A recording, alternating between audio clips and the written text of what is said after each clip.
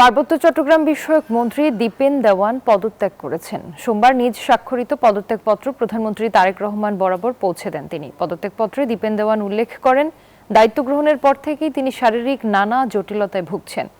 অসুস্থতার কারণে মন্ত্রণালয়ের নিয়মিত কাজের দায়িত্ব পালনে নানা সমস্যা তৈরি হচ্ছিল।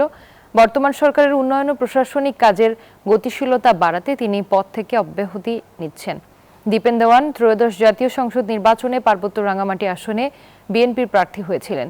নির্বাচিত সংসদ সদস্যের মধ্যে সর্বাধিক ভোটের ব্যবধানে জয়ী হন তিনি।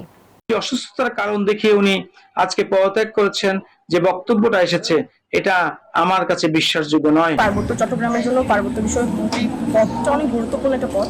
তো ওনার হঠাৎ অসুস্থতার যে বিষয়টা জানিয়ে উনি পদত্যাগ করেছেন, এটা আমরা খুবই আশাহত হয়েছি। উনি একজন যোগ্য ব্যক্তি ছিল বলে আমি মনে করি, তবুও ওনার জায়গায় একজন যোগ্য প্রার্থীকে আমরা চাচ্ছি।